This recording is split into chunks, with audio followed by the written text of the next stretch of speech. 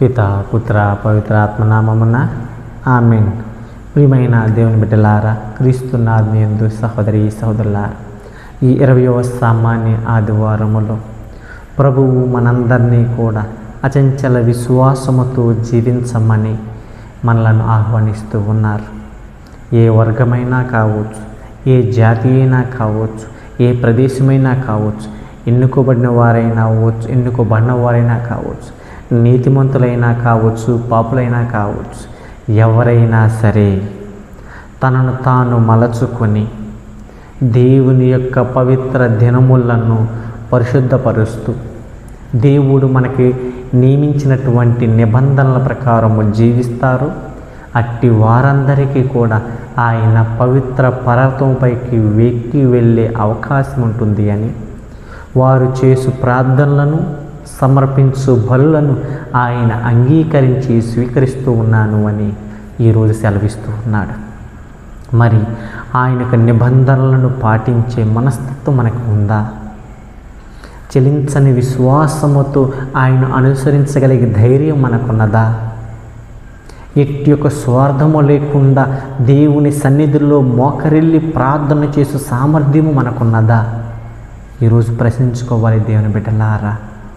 ఎందుకంటే కాననీయ స్త్రీ ఎంతవరకు తగ్గి ప్రభుతో మాట్లాడిందో, ఆమె విశ్వాసము ఆమెను ఏ విధముగా మాట్లాడిలాగా చేసి ఉన్నదో నీవు నేను గ్రహించుకోవాలి. ఈరోజు ఒక మాటకు ఆమె ఎటువంటి సమాధానము చెప్పింది. ఈరోజు సువార్త పట్టణములో బిడ్డల రొట్టెలను కుక్క పిల్లకి ఇవ్వడము తగునా అని అన్నప్పుడు, ప్రభు ఇదిగో బిడ్డలు తిన్నప్పుడు బల్ల మీద నుంచి కింద పడినటువంటి రొట్టె ముక్కలను కుక్కలు తినను కదా అని చెప్పింది దేవుని బిడ్డల.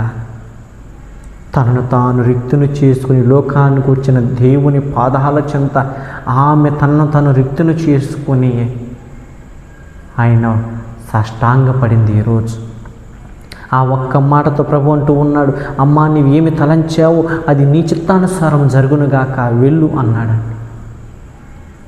మన విశ్వాసం ప్రకటించగలుగుతూ ఉన్నామా?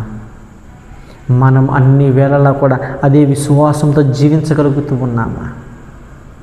కుటుంబ పరిస్థితులలోనూ, బంధుమిత్రుల మొహమాటాలలోనూ, ఇబ్బందులలోనూ, ఇక్కట్లలోనూ, అన్ని సమయాలలో మనము కూడా దృఢముగా అదే విశ్వాసముతో దేవుని యొక్క పవిత్ర నామమును, పవిత్ర దినములను పవిత్రపరుస్తూ ఆయన్ని ఆరాధించగలుగుతూ ఉన్నామా? స్తుతించగలుగుతూ ఉన్నామా? దేవుని బిడ్డలారా, ఆయనకు నీవు నేను వ్యత్యాసము లేదు. నీవును నేను ఆయన దృష్టిలో సరి సమానమే. కానీ ఆయన ఆజ్ఞలు ఎవరైతే పాటిస్తారో, ఆయన నిబంధన ప్రకారం ఎవరైతే జీవిస్తారో వారు హెచ్చించబడతారు ప్రభు జీవితములో.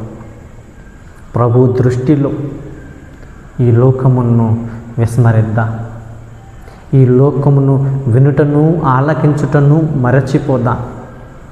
దైవ సువార్త ఏమి బోధిస్తూ ఉన్నదో దాని ప్రకారము జీవిద్దాం. ఆయన నియమించినటువంటి నియమ నిబంధనలను తెలుసుకుని జీవించడానికి ప్రయత్నం చేద్దాం.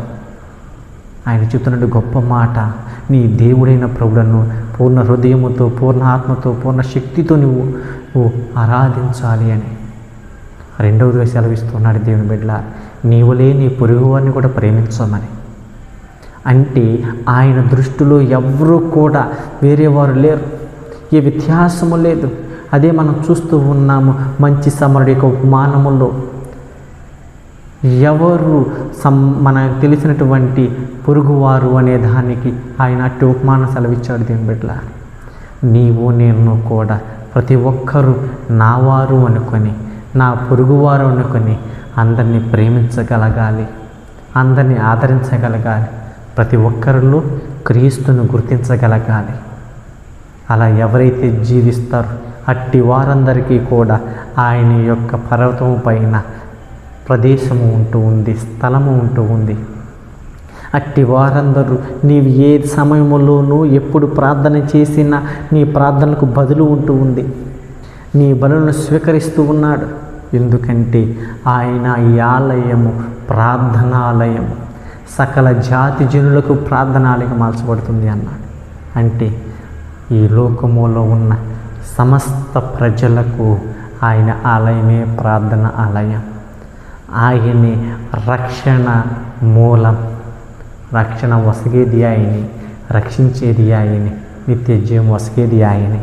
కాబట్టి ఆ ప్రభుని విశ్వసిస్తూ కానానీయ స్త్రీ ఏ విధముగా అయితే అచంచల విశ్వాసమును ప్రకటించిందో అట్టి విశ్వాసముతో ప్రభుని అంటిపెట్టుకుంటూ, ఇదిగో అన్నుల సైతము సకల జాతి జనులకు నన్ను అపోస్తుడిగా నియమించినందుకు నేను గర్విస్తూ ఉన్నాను అని ఏ విధంగా అయితే పునీత పౌలు గారు సెలవిస్తూ ఉన్నారు, అలాగనే మనకి సాధ్యమైన రీతిగా ఆ ప్రభు రక్షణ మార్గాన్ని ప్రతి ఒక్కరికి చూపిద్దాం.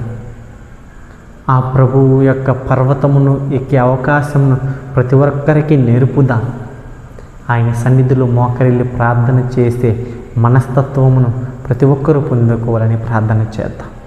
ఆ దేవాది దేవుడు, మన రక్షణ క్రీస్తు ప్రభు పరిశుద్ధాత్మ దేవుడు మనందరికీ తోడ్పడుతూ ఆయన యొక్క కృప కనికరం మనతో ఎలకాలము ఉంటూ ఆయన ముఖాముఖిగా దర్శించు వరకు ఎట్టి సమయంలోనూ విశ్వాసాన్ని కోల్పోకుండా దృఢ విశ్వాసముతో దృఢ నమ్మికతో ఆ ప్రభుని అనుసరిద్దాం. ఆ దేవుడు మనందరిని ఆశీర్వదించును గాక. ఆమేన్.